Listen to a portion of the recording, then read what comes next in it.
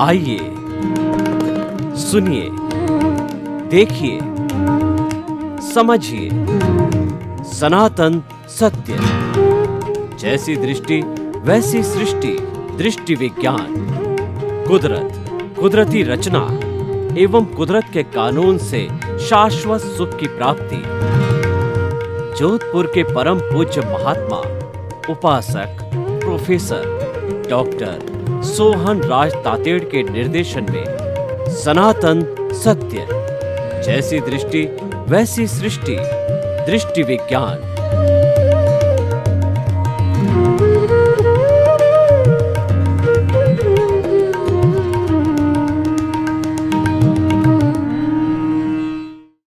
भाई और बहनों, आज का हमारा बहुत ही सुंदर विषय है कि जीवन का लक्ष्य वीतरागता। देखिए, वीतराग किसे कहते हैं? इसकी अगर हम संधि विच्छेद करें तो वीत का मतलब समाप्त, राग। जो हमारा राग समाप्त हो गया, ये जो कर्म बंधन का कारण है, ये राग द्वेष है। संसार में जो भटकाने वाला एक ही कारण है, वो राग और द्वेष। राग को अगर दो भागों में बांटूं तो वो आता है माया और लोभ। द्वेष को दो भागों में बांटें तो वो क्रोध और अहंकार आता है। इसको चार भागों में बांटें तो क्रोध, मान, माया, लोभ आता है। इसको एक भाग के अंदर बांटें तो वकषाय आता है। और ये संपूर्ण दुनिया की जितनी बुराइयां, नेगेटिव थॉट्स है, बुराइयों को एक भाग में बांटें तो वो मोह का संसार है। और अच्छाइयों को दूसरे भाग में बांटें तो वह जो है वीतरागता है। तो वीतरागता का अर्थ यह है कि राग द्वेष समाप्त हो जावे। राग द्वेष को पैदा करने वाला जो कर्म है, वो मोहनीय कर्म है। मोह के कारण ही राग द्वेष पैदा होते हैं।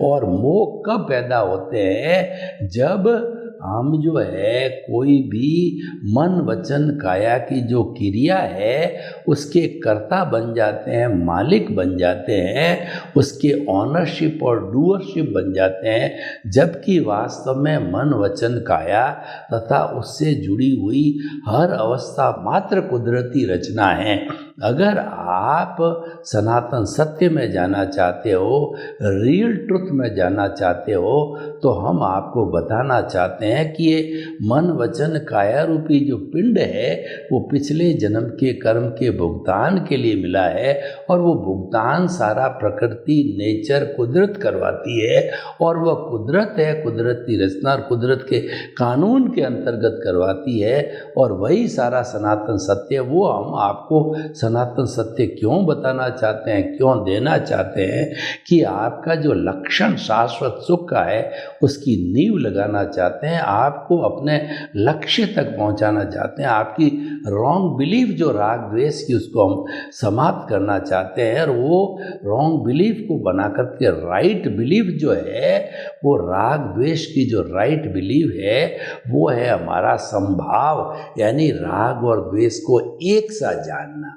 हम जब डिफरेंस करते हैं तब वो राग द्वेष होता है, लेकिन हमने उसको एक ही मान लिया तो वह स्थिति स्थित प्रज्ञ की आती है, प्रज्ञा चक्षु की आती है। वो तीसरा नेत्र कहलाता है संभाव का, और वही वीतरागता है। तो हम स्टार्ट जो है इसको करते हैं संभाव से। और वीतरागता का अर्थ ये है कि हमारी आत्मा को जो जन्म जन्मांतर के अंदर घुमाने वाला है 84 लाख जीवा योनि में, वही एक राग द्वेष है। इसको समाप्त करना ये मोहनीय कर्म है। इस मोहनीय कर्म को जो है संपूर्ण जड़ से उखाड़ कर क्षय कर दिया जाता है तो व्यक्ति वीतराग बन जाता है। ये 12वां गुण स्थान कहलाता है। 12वें गुण स्थान तक पहुंचने के लिए हमें जो है वो स्टार्ट से चालू होना पड़ेगा। जैसे हमारे जितने भी गुण स्थान हैं, ये आत्मा की उज्ज्वलता के degree of the purity of the soul है। जो जो हम इनमें, जैसे कि हमारी प्राइमरी एजुकेशन होती है, फिर मिडिल एजुकेशन होती है, फिर सेकेंडरी हायर सेकेंडरी एजुकेशन होती है, फिर कॉलेज एजुकेशन होती है, फिर यूनिवर्सिटी एजुकेशन होती है। तो उस तरीके से हमारा जो जो अपग्रेडेशन, जो जो हम जो आगे बढ़ते जाते हैं, त्यों त्यों जो है हम इसकी प्रोग्रेस करते जाते हैं। तो हमें जो है 12वें गुण स्थान तक पहुंचने के लिए जो है वो हमें कुछ, मैं आपको 5 आज्ञा का जिक्र करता हूँ, जो सुरक्षा कवच है, जो हमको वीतराग बनाता है। उसकी 5 आज्ञा का मैं विवेचन आपके सामने रखना चाहता हूँ। ये 5 आज्ञा दादा भगवान के द्वारा दी गई है। दादा भगवान किसी व्यक्ति का नाम नहीं है। दादा भगवान तो सबके भीतर विराजमान, जो मेरे भीतर भी है वह शुद्ध आत्मा, और सबके भीतर जो शुद्ध आत्मा है यानी मूल स्वरूप है, वो सबका एक समान है। उसका नाम दादा भगवान है। उसकी प्राप्ति करने के लिए वो हमें जो रास्ता जो है, हमारे गुण स्थान का रास्ता कहिए, तरक्की का रास्ता कहिए, अपग्रेडेशन का रास्ता कहिए, वीतरागता प्राप्त करने का रास्ता कहिए, वो हमारी 5 आज्ञा है। तो पहली जो हमारी आज्ञा है वो है रियल और रिलेटिव, जिसको हम सम्यक ज्ञान कहते हैं। मतलब वो क्या है, कोई भी प्राणी को आपने देखा, मान लीजिए आपने किसी युवती को देखा, और युवती जो है वह वो देखते ही जो है आपके मन के अंदर आना चाहिए कि ये जो है वो देहधारी है, नामधारी है, और ये पैकिंग रूप में, ये रिलेटिव रूप में पैकिंग रूप है। और मान लीजिए कोई भी व्यक्ति आपका, और वह आपका जो है IAS ऑफिसर है और आपका बड़ा भाई है, तो आप उसको रिलेटिव व्यू पॉइंट से क्या कहोगे कि ये मोहनलाल नाम के IAS ऑफिसर है, जो नामधारी देहधारी पैकिंग रूप में है। ये रिलेटिव रूप से तो IAS ऑफिसर मेरे भाई है, लेकिन दूसरी जो आज्ञा है वो real view point, real view point मुख्य रूप से है कि ये देहधारी नामधारी होते हुए भी इनके भीतर विराजमान शुद्ध आत्मा भगवान को निर्दोष दृष्टि से दर्शन कर उनको नमन करता हूँ। यानी हर जीवित प्राणी के भीतर शुद्ध आत्मा भगवान के दर्शन करना, कोई इसको समझे या न समझे, परंतु अगर आप ये ज्ञानी हो, आपको सदगुरु के द्वारा ज्ञान मिल गया है, आपकी नींव लग गई, आपको सम्यक दर्शन मिल गया है, तो आपको जो है यह चिंतन करना है अपने आप से कि ये सारी जितने जीवित प्राणी मूल स्वरूप में सबकी शुद्ध आत्मा है, वो सामान्य दृष्टिकोण से सब समान है, विशेष दृष्टिकोण से जो है वो अलग अलग है। विशेष के अंदर ये राग द्वेष जिसकी हम चर्चा कर रहे हैं, जिसकी वजह से हम वीतरागता नहीं मिल रही है, वो हर एक के अलग अलग है, कर्म अलग के हर एक अलग अलग है, हर एक का राग द्वेष अलग अलग है, इसीलिए अलग अलग शरीर मिले और विविधता प्राप्त होती है, लेकिन मूल स्वरूप के अंदर वो समस्त प्राणी शुद्ध आत्मा स्वरूप में समझना चाहिए। तो ये रियल रिलेटिव है, ये हमारा सम्यक जो है वह ज्ञान हो गया। अब हम दूसरी बात करते हैं। तीसरी जो आज्ञा है कि कर्ता व्यवस्थित शक्ति है, यानी इस कुदरत का इस जगत को संचालन करने वाले 6 मुख्य तत्व है। वो है जड़ है, चेतन है, गति सहायक, स्थिति सहायक और समय और टाइम है। जो है समय, टाइम और स्पेस है। जो टाइम और स्पेस, ये 6 तत्व है, यही कुदरत है और यही कुदरत की रचना है, और यही इस कुदरत की कानून से जो है सब कुछ चलता है। तो ये जो करता है वह ये कुदरत है। कुदरत तो सब प्राणियों का जो है संचालन करती है, लेकिन व्यवस्थित शक्ति है इंडिविजुअल। मैं मेरी बात करूं तो जो है मेरा संचालन करने वाली यह व्यवस्थित शक्ति है, जिसको साइंटिफिक सर्कमस्टेंशियल एविडेंस कहते हैं, जो द्रव्य क्षेत्र काल भाव के सिद्धांत पर होती। तो करता मैं नहीं, कहने का मतलब ये कर्ता व्यवस्थित शक्ति है, मैं तो मात्र निमित्त हूँ। पहले और दूसरे में हमने समझा कि हर प्राणी शुद्ध आत्मा है, और ये तीसरा जो सम्यक ज्ञान है वो ये कहता है कि कर्ता व्यवस्थित शक्ति है और कोई दुनिया में कर्ता हो ही नहीं सकता, सभी निमित्त है। तो जगत के सब प्राणियों को निमित्त समझो। जब वो निमित्त मात्र है तो वो निर्दोष है, जब अकर्ता है तो निर्दोष है, और वो शुद्ध आत्मा है। तो इसीलिए जो हर प्राणी को निमित्त, निर्दोष, अकर्ता और शुद्ध आत्मा समझो। तो ये जो हमारा जो ये विषय जो है सम्यक दर्शन है कि कर्ता व्यवस्थित शक्ति है, मैं तो निमित्त मात्र हूँ, मैं मतलब मन वचन काया का ऑनर नहीं हूँ, मैं तो सफरर हूँ और मैं तो यूज़र हूँ। और ये जो कुदरत है यही समस्त प्राणियों इस सृष्टि की क्रिएटर, ऑपरेटर और डिस्ट्रॉयर है, और वही सब कुछ करने वाली है। तो हम फ्री हो गए जब हमारी जिम्मेवारी है ही नहीं कि मैं तो जो है वो निमित्त मात्र हूँ, मैं तो करता नहीं, मालिक नहीं, नो ऑनरशिप, नो जो डूअरशिप, तो ब्लेम और क्लेम समाप्त हो जाएगा। तो वो हमारे मन वचन का ऐसे जीवन पर्यंत कोई भी गलती होगी तो हम जिम्मेवार नहीं हैं, उसके लिए जिम्मेवार कुदरत है, क्योंकि ये कुदरती रचना है और वही कराने वाली है, और वही जो है उदय प्रारब्ध के अधीन जो है वो संजोग जुटाती है, तो वही करने वाली होती है। तो इस तरीके से भाई और बहनों ये तीन हो गया। और चौथी जो हमारा आज्ञा है वो सम्यक चारित्र, फाइलों का संभावपूर्वक निपटारा करने का अर्थ ये है, हम जन्म से मृत्यु तक जो कुछ भी अपने कर्मों का बंधन करके कॉजल बॉडी को इस जन्म में कैरी फॉरवर्ड करके लेके आए हैं, वो भाव कर्म डाल के खोजेज है इस जन्म के अंदर।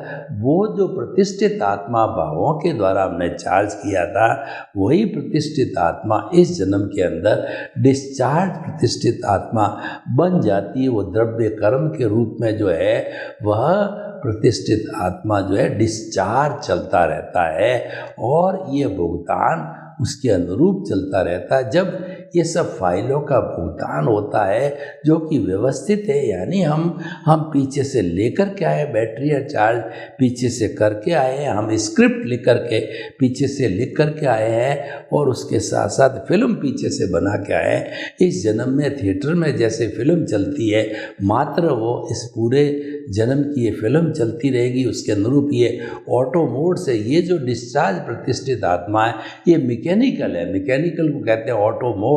ये ऑटो मोड से चलती रहती है, हृदय प्रारब्ध के अधीन हमारे भुगतान क्लियर होते रहते हैं। तो चौथी फाइल सम्यक चारित्र क्या है कि उन फाइलों का संभावपूर्वक निपटारा करना, यानी कि मन वचन काया से मुक्त रहना। उनके साथ में हम जुड़ गए तो जुड़ने पर क्या होगा कि हमारा ये तो राग द्वेष का हिसाब है, तो ये राग द्वेष का हिसाब चलता रहेगा। जुड़ गया तो ये राग द्वेष बढ़ गया, जबकि हमको तो इसको समाप्त करना, वीत राग जीवन का लक्ष्य हमने वीत राग बनाया है। तो ये राग द्वेष समाप्त नहीं होगा तो हम वीतराग कैसे बनेंगे? तो इसीलिए जो है हम वीतराग बनने के लिए इस राग द्वेष को घटाना पड़ेगा, और घटाने के लिए फाइलों का संभावपूर्वक निपटारा करना पड़ेगा। इसका अर्थ ये है कि जो उदय प्रारब्ध है उसमें हम ज्ञाता दृष्टा बन के रहे, यानी जो हम जब अकर्ता बन गए, हमको ज्ञान दिया गया और हम जो है हमने मान लिया कि कर्ता तो व्यवस्थित शक्ति, और हमने हमारा सारा MOU सदगुरु के सामने कर लिया कि द्रव्य कर्म, भाव कर्म, नौ कर्म, मन वचन काया तथा मेरे नाम की सब माया आप प्रकट परमात्मा प्रभु के सुचरणों में समर्पित करता हूँ। हमने तो सब समर्पण कर दिया, तब जाकर के हमारा ये अनंतानुबंधी कषाय है वह जो समाप्त किया गया, भस्मीभूत किया गया, हमारा दर्शन मोहनीय समाप्त हुआ, और वो समाप्त होने के कारण हमारे नए कर्मों का बंधन है उतना नहीं होगा जो कि गति में घुमाने वाला, थोड़ा बहुत होगा, क्योंकि अभी दर्शन मोहनीय की दूसरी प्रकृतियाँ अप्रत्याख्यानी प्रत्याख्यानी स्वंजलन है अभी बाकी है, तो थोड़ा बहुत तो वो बंधन होगा, परंतु वो एक समय के अंदर बंधन किया गया इरियापति कहलाता है, दूसरे समय के अंदर जो है वह भोगा गया और तीसरे समय वो जड़ गया। तो ऐसी ये प्रकृतियां हैं तीनों ही, जो इसीलिए वो कोई विशेष काउंटेबल नहीं है। मूल कर्म का बंधन करने वाली अनंतानुबंधी कषाय की प्रकृति है, दर्शन मोहनी है, वो करता है, वो भस्मीभूत हो गया। और हम अब धीरे धीरे हमने वो अपना फाइलों का हमको सम्यक चारित्र यानी हमको जीवन के अंदर ये तीनों पहले सम्यक ज्ञान सम्यक दर्शन है वो जीवन में ढालना, उसको सम्यक चारित्र कहते हैं। तो वह जीवन के अंदर वो ढाला जाता है।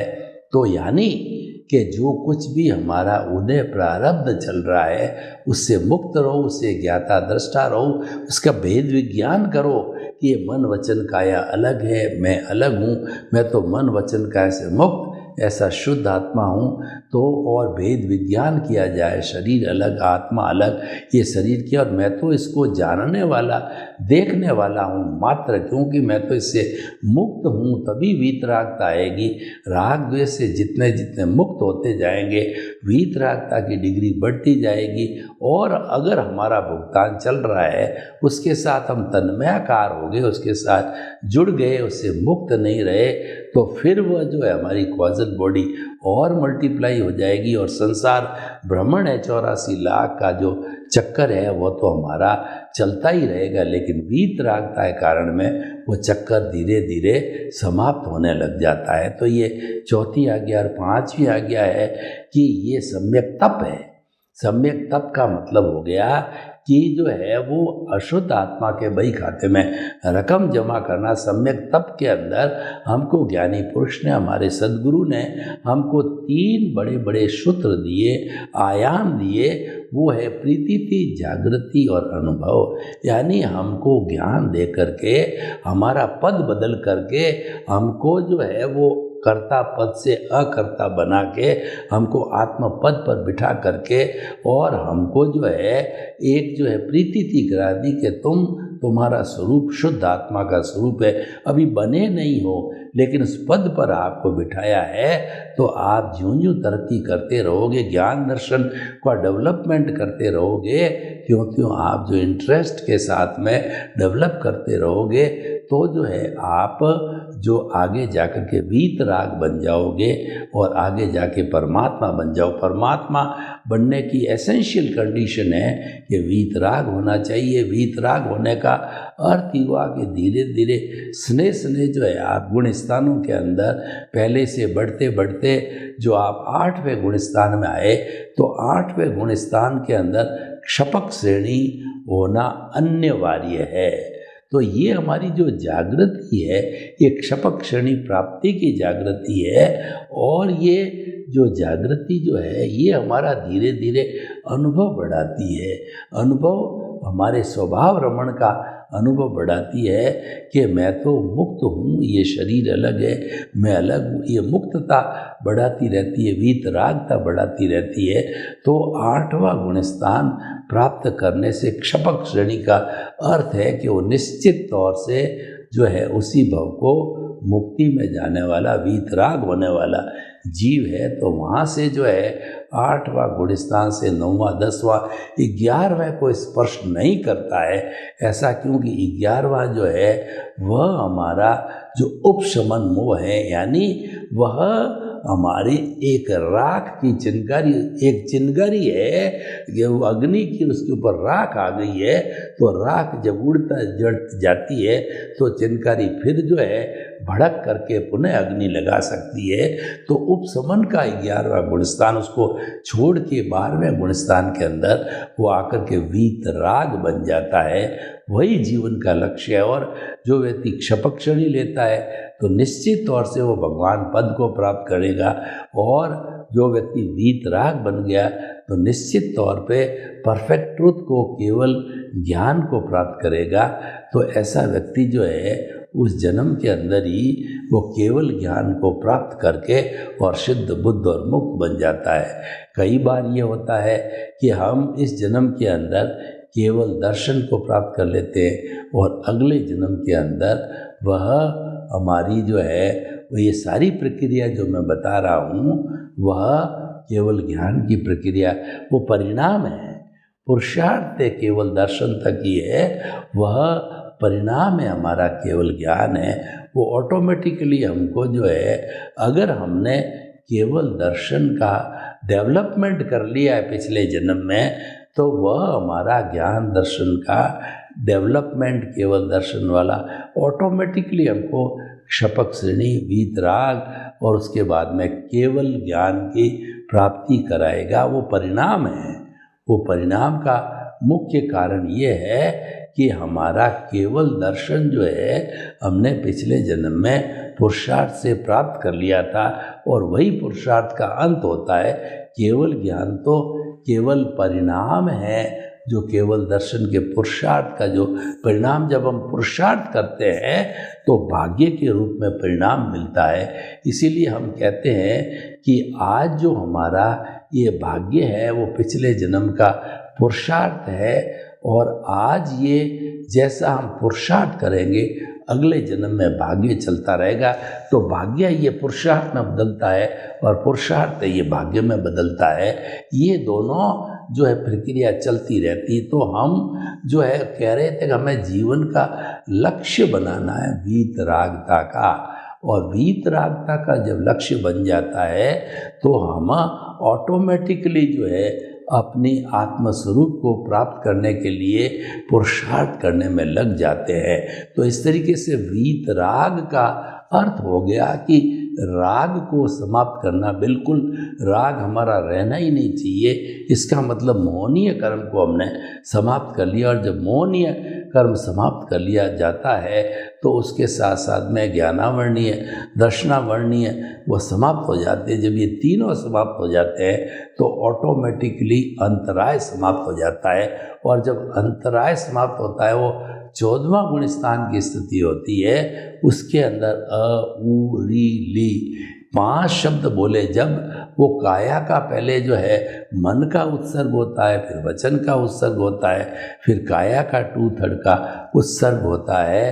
तो 2/3 की अवगाहना जो बनती है रूपक के रूप में, वास्तव में जो मुक्त आत्मा वह शरीर ही जो मोक्ष में रहने वाली है। तो हमने अगर वीतरागता का नियम बनाया, वीतरागता को जो है अगर हमने लक्ष्य में रखा है तो निश्चित तौर पे हमको मुक्ति मिलेगी। तो भाई और बहनों, हम आपको बताना चाहते हैं कि आप जीवन का लक्ष्य वीतरागता का बनाइए।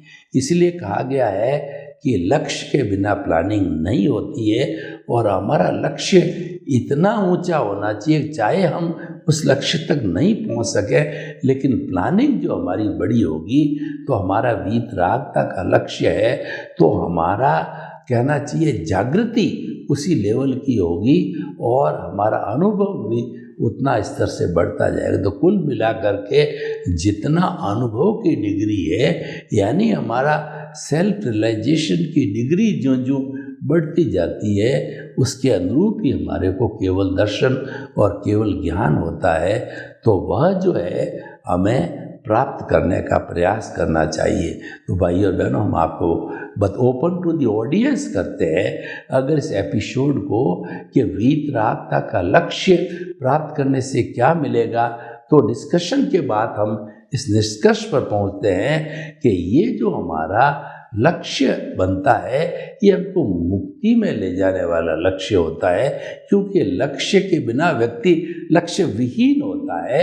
और जब किसी भी प्रकार का लक्ष्य हम बना देते हैं, उसके अकॉर्डिंग हमारी प्लानिंग होती है, उसके अनुसार ही हमारी समीक्षा होती है, उसी लाइन के अनुसार हम चलते रहते हैं। तो आप जीवन का लक्ष्य वीतरागता को बनाओ, उससे हमारा जो वर्तमान का जो जीवन जो हमको दिखाई देता है, जिसको हम व्यवहार जगत है, वो तो एक बोनस रूप के अंदर जो है वो हमको ऑटोमेटिकली मिल जाए। कोई भी हम जो है अच्छा कार्य करते हैं तो जीवन के अंदर जो बदलाव आता है वो तो ऑटोमेटिकली सुख पैदा कर लेता है या व्यक्ति की रेपुटेशन को, गुडविल को बढ़ा देता है। तो वीतरागता के लक्ष्य से जो व्यवहार जगत के अंदर पाना है वो तो अपने आप मिल जाता है।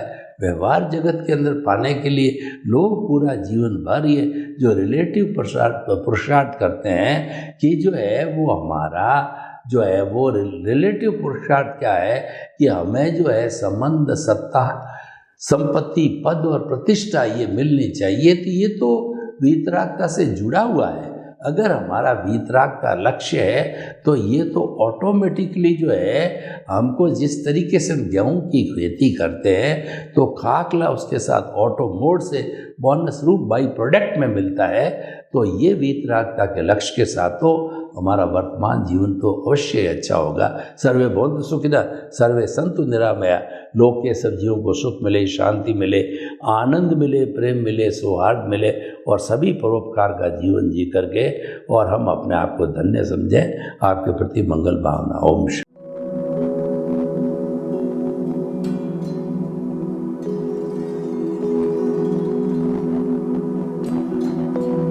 एक ऐसा अंतर्राष्ट्रीय ख्याति प्राप्त मानव जो गुरु प्रेरणा से पिछले 20 वर्षों से वानप्रस्थ जीवन जीते हुए 24 घंटे मानवता की सेवा में संलग्न है।